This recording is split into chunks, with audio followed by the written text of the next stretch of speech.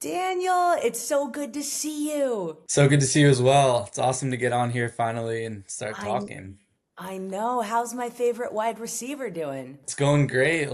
Well, first off, I just gotta say thank you to you and AR Academics for even helping me get here in the first place. Like going Aw, through the high school path, all that stuff, navigating. So got me to where I am today here at WashU. But yeah, it's going great. so proud of you. So thanks for taking the time.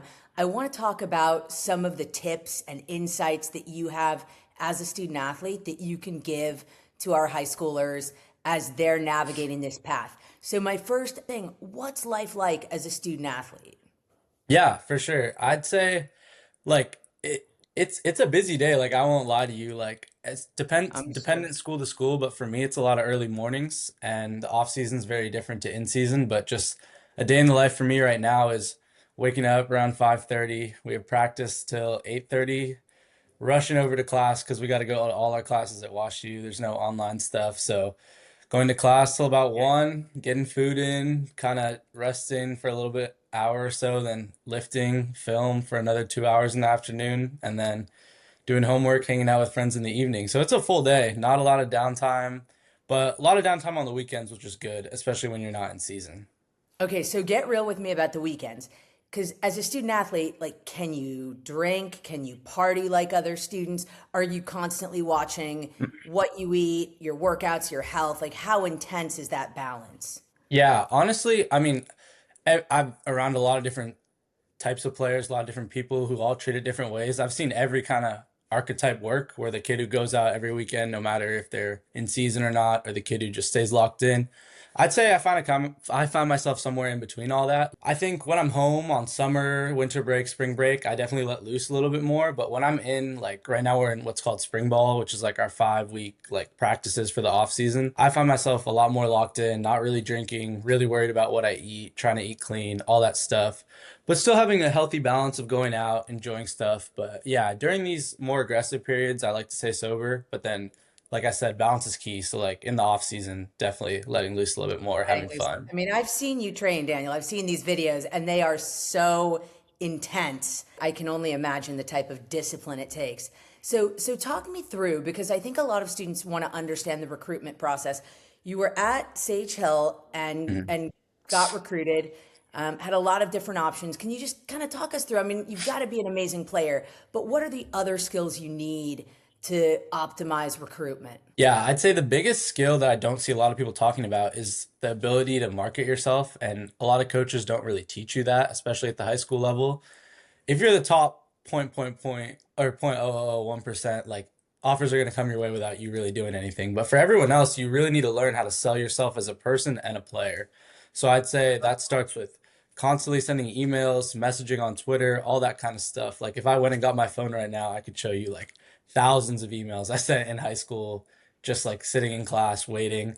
And then also once it comes down to the moment you're meeting them face to face, like you got to be ready to present yourself as a person because once you get to college, like I'm around my coach every day for hours, 5, 6 hours a day. So from their perspective, they want people in their building, in their locker room who are easy to be around, mesh with the culture they like, all that kind of stuff. So really learning to present yourself in that kind of manner when you're going on these visits, when you're on these phone calls, Zooms, whatever it may be, I think is a really important aspect. Love that. In terms of branding, can you give me some very specific advice to students? How can they brand themselves when they're reaching out? I know we did a lot of Yeah. reaching out to coaches and trying to frame you and I mean you've got such a warm, likable personality. Everybody loves you, but I think that was so key. Everyone Yeah. liked you, wanted to be around you, appreciated your character, your integrity, your sportsmanship. Yeah, I think one, it's kind of similar to anything you're building the brand. Like social media is a huge aspect. So for football players in specific, it's like Twitter's a big thing. So it's like posting updates on Twitter, mark or like leveraging your GPA if that's something you're proud of, leveraging like height, weight, whether whatever it may be, but kind of using all those aspects and bringing them forward and showcasing like what's best for you really. And that's obviously not going to be the same for every athlete. One athlete might be a 4.4 GPA guy, so he's going to cater more towards the high academic schools. Like in my case, another guy might be more of a freak athlete, 6'4", 6'5" type of guy, and that's what he's putting forward more so. So I'd say everyone's building of a brand is going to be a little different, but the number one thing I'd say is showcase the best qualities you have. Got it. Highlight your strengths. Yeah. Really, really key.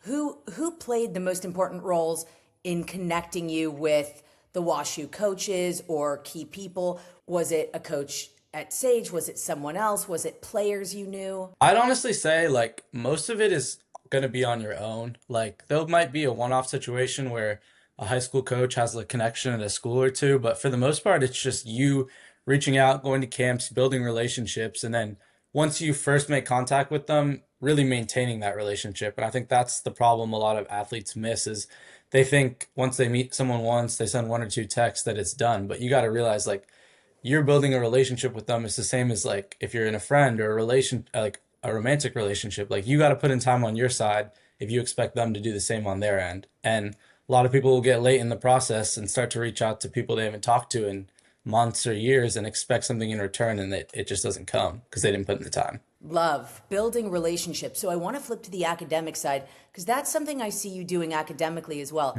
Can you tell us a little bit about what you're studying and who your mentor is at WashU and how that's really shaped your path? Yeah, so for me, I found very early that I was really passionate about football and that I wanted to work in football. So I've kind of positioned myself, everything I do extracurricularly is in that direction. So I'm an econ major here at WashU, but then I minor in sports business. And I'd say the most impactful person for me has been the head of sports business here, Dr. Patrick Reish. He's been awesome, put me onto a lot of good opportunities, getting to intern at the NFL draft, which was awesome. And kind of just, Like yeah. that was your dream. I mean, that's Yeah. huge. Yeah, super huge. And doing it again this year, which is awesome. But it's just awesome to, and again, it kind of goes back to the recruitment thing. It's like once he opens the doors to certain people, it's like from there, you build relationships with them. And then now I'm opening myself to their networks. And it's just like, as you can tell, it just keeps building and building. So it's pretty awesome. I want every high school student to really tap in to Mhm. what Daniel just said about building and then cultivating relationships, For putting the sure. time in, continuously reaching out, making sure you're giving updates, thinking of yourself as your own brand that you're consistently selling, and knowing that people want to root for people that they want to be around. And that's such a key part of the process. For I sure. And it's the love same, it. and I think a lot of people don't realize like it doesn't take a lot of time to just send one little text to someone you haven't talked to in a while. Because I think that goes a long way more than you realize. Like the 2 seconds it takes you to send that might end up paying off a lot down the road. What happens if they send text and they get ignored? Because that Mhm. happens to so many Yeah. good athletes. They're like, well, they ghosted me, so I guess I'm just gonna stop there. That's a great point, and I definitely dealt with a lot. I mean, any athlete's going to deal with a lot of that, but specifically for me, like there was a few schools, like Ivy League schools, where our conversation was going really natural, and all of a sudden they stopped talking to me, and then 3, 4 months later, come signing day, they're telling me they want me to come there, but it's like same thing. Like if they're not putting in effort the first for a long period of time, it's kind of hard for me to go back to them. So it's the same thing. Like I think that kind of gives you an indicator on where you want to be. I wouldn't push it too much with schools that aren't showing you a lot of interest because just being transparent, it's like they have their boards of who they want, and if they're not making the effort to reach out to you, that's not a mistake. Like they're intentional about everything they do. So knowing when to not get too like committed to one school when they're not showing you a lot of interest back, like there's got to be mutual communication at all times. Yeah, I think that's really key. But I would say, and even from your process, if you send one text and you don't get a ton of Yeah, response, keep still updating. And if you have a for big sure. win or some great reels, send Mhm. them. Yeah, I like I agree with that too. Like it doesn't like oftentimes you're never really gonna see these people again, especially the coaches. So it's like if you want to Yeah, send three or four, definitely. yeah, if you want to send 3 or 4 messages, like I'm sure I could pull up my phone and show you like there's probably like and it's weird too, because like sometimes I'd send like 6 messages, like not obviously all at once, but maybe like spread out throughout like 4 months. And it's like after the sixth one they'll respond and then they keep responding after that. So it's weird. Like you really never know like it Yeah. doesn't hurt to send, but the only advice I'd say is like don't get too overexcited about that school as a real possibility if you're not hearing back. Like I'm not saying it's the end of the road Yeah, with them, that's but I think yeah. that's realistic. Can you talk a little bit about the training camps that you're running? I mean, I know you're now doing wide receiver training for students from little kids at Harbor Day to freshmen in college. I'd love to Yeah. hear about that. Yeah, for sure. I started a receiver clinic last year going into the summer called Elevate Receiver Clinic. Basically what it is I mean, it's your standard coaching receiver stuff, but I think a lot of aspects that are left behind is like teaching young receivers how to be better people, more coachable, obviously the whole recruitment aspect, teaching them how to get recruited and market themselves. So what I'm trying to do is like bridge the gap between the two of them and be like a one-stop shop for all of it essentially, where I'm getting players a lot of valuable reps, a lot of experience on the field, which has translated greatly. Like in 1 year of doing this, I've seen a lot of players go from not playing to being starters on their high school team. I've had 4 players that I've coached receive offers, different offers, Wow. everything from schools like Johns Hopkins to other D3s get offered. So I've definitely seen the progress on the field, but I think that goes hand in hand with the people because not only have they received more playing time, but I've also seen players become captains on their team, which as you know, in the football world is a really big deal and says a lot about your character. So that's kind of where I'm at and open to all ages because I was lucky enough to coach flag football for 3 years with my little sister. So I got used to coaching third, fourth, fifth grade girls. So I'm cool coaching younger kids as well, all the way up to the college kids that I'm coaching right now.